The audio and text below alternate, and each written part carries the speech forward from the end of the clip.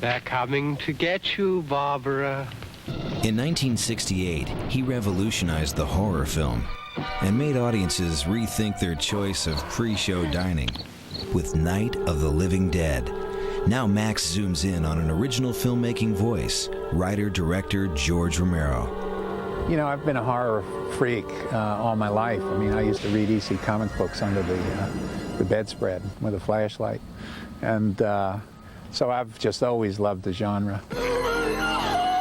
I often say that I think probably the first story, the first piece of fiction that was ever spoken by a human being sitting around a campfire was probably a horror story. What's that in the sky? You know? A true independent, this guy doesn't work in LA or New York. His home base has always been Pittsburgh. Hi, my name is George Romero, and back in 1968, I made a film called Night of the Living Dead here in Pittsburgh. Well, I like living in Pittsburgh because I think it's a real place. It's I grew up in New York, and I don't like the sort of head jam of New York, and LA doesn't seem like a real place. But after 30 years, Romero's first film is still his most famous. There's been so much talk about the implications, the socio-political implications of Night of the Living Dead. It was an angry film. It reflected our attitudes at the time. It was the time of riots in the ghettos and the assassinations of Kennedy and King. And I mean, you know, it was that time.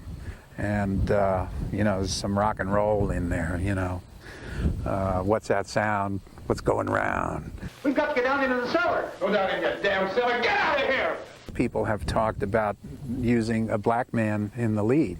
And I think that we can't really take credit for that. There are two of them out there. Have you seen any more around here? Dwayne just was the best actor from among our friends.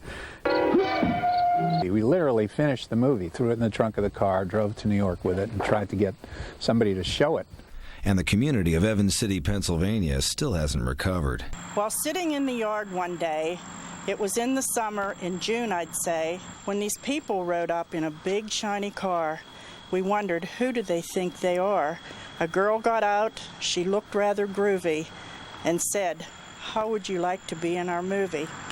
We'll always remember and never regret, no matter how old and feeble we get, the time we spent acting like silly old fools and got in the movies resembling two ghouls. So we arranged a mini Night of the Living Dead reunion. This was our invitation to the premiere. Wow. This was me and my husband. Oh, right here. Mm-hmm. See that? What would I put you people through? And George took us back to the site of the original farmhouse he used in the film. This was where the zombies approached in the big wide shots that we had. This was the way that Judy originally ran towards the house. This is the first time I've been back here since we shot the film. 10 years later, he followed it up with a sequel, Dawn of the Dead. You know, the underlying sort of metaphor in the films is about a new society devouring an old society. Yeah, I knew that. The film was shot mainly inside a mall owned by one of the investors. He said, you know, there are crawl spaces up there, there's civil defense supplies, there's all this stuff that you never see. Hey, look at this.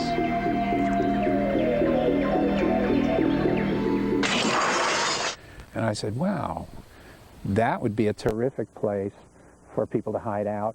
He's made over 15 films and numerous television projects, and all show his flair for getting solid performances from either seasoned pros or relative newcomers. Stop it! You're ignorant. And a powerful, no-nonsense visual style. On Halloween, George Romero takes the director's chair, showcasing 3 killer films. Creepshow. We needed 500,000 cockroaches. So we had these entomologists from the Museum of Natural History in New York actually went to Trinidad into caves and brought back photos of themselves walking around thigh-high in cockroaches. Dawn of the Dead. If it seems that zombies were easier to kill in the second film, it's because when we made the first film, we couldn't afford automatic weapons. And Martin. Martin is a story that came out of my dreams, I guess. It started with the idea of if a vampire was alive today, what would his problems be? October 31st, starting at 10 p.m., only on Cinemax. If you don't like horror movies, go watch the Learning Channel.